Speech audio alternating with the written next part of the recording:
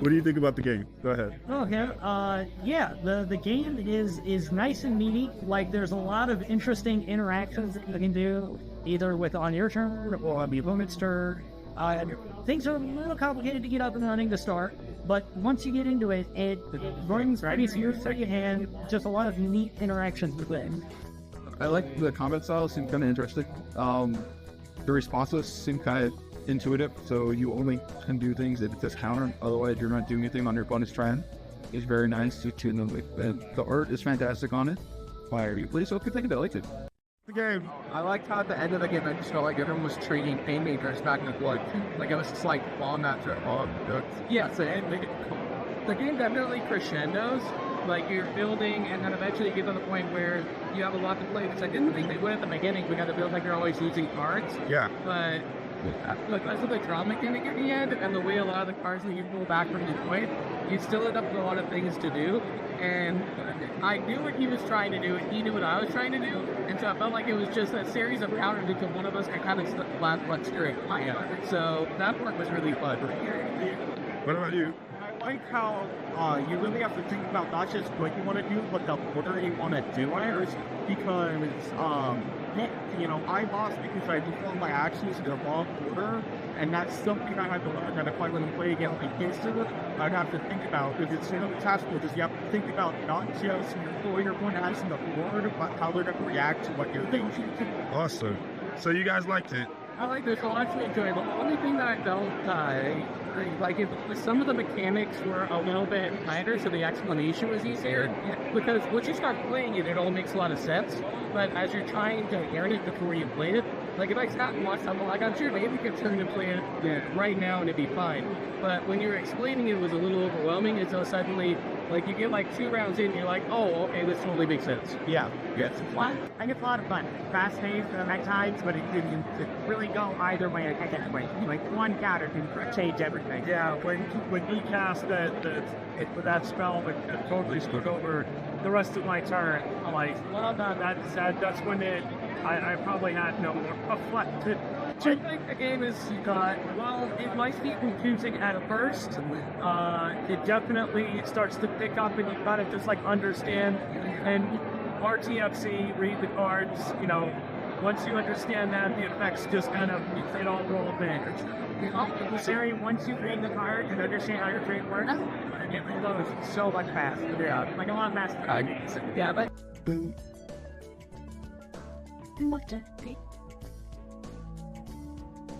Thanks. Oh, I like it a lot. I feel like it has a lot of depth, and I appreciate that even if one player takes a big lead, I think there are enough cards, there's enough time in the game to work some versions, or really develop kind of interesting strategies around how you combine your different cards and fuel in order to look like unstoppable. I love how it looks and it plays really well. Okay. sweet. Thank you. I like that it needs like deck building. But I feel like all the deck building game when I've been playing here kind of just says happy like minion. So I really like that there's like a different objective style, like kind of like a tower defense game, but like built in like deck building. I like that a lot. Thank you. And it's hard to Thank you. That's really great. Thank you.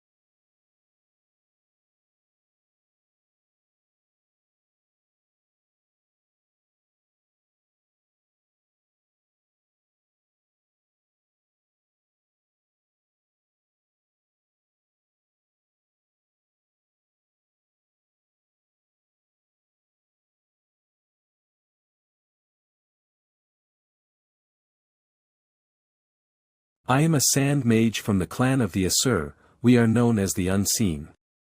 We are a band of ancient warriors and gunslingers sworn to protect the realms of magic from the evil forces of the Queen of Sorrows. My people spent centuries fighting against her forces of the undead. Each battle drew my people closer and closer to annihilation. When battling the army of undead, the Asur had 3 choices: die at the Queen's hands and become one of her undead minions, or die and be preserved as a trophy in her twisted museum of the fallen. Or finally, retreat, stay alive, and become the unseen. The Asur had learned long ago that death at the hands of the Queen and her minions only meant the beginning of your service to her as a part of her undead army. On our last legs, the Asur were saved from the clutches of the Queen of Sorrow by the Grand Wizardry, led by Arias Kabul.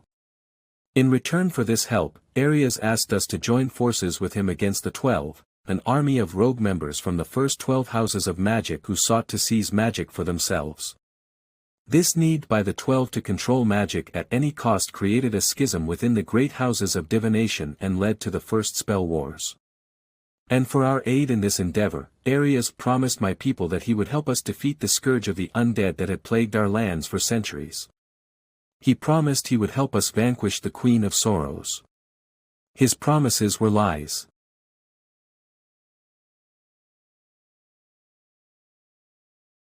We night mages have always been protectors of magic. Although we have come to be known as children of the night, darkness has never been the source of our powers. Being the descendants of guardian night fae, we have always sourced our magic from nature, specifically the cycles of the moon and water. After the first spell wars, our once mighty kingdoms of Nineveh and Aksum, which were once lush green forests with hundreds of rivers, fell to ruin, becoming a desolate wasteland of death and sand. Facing extinction, many of our kindred became blood mages, acolytes of Katual, El-Akhet, the mummified queen. Obsessed with maintaining her beauty, she turned to harvesting magic directly from the blood of many creatures of lore. And in so doing sealed her fate as a marrow of the edgelord of time, Laszlo Inarius,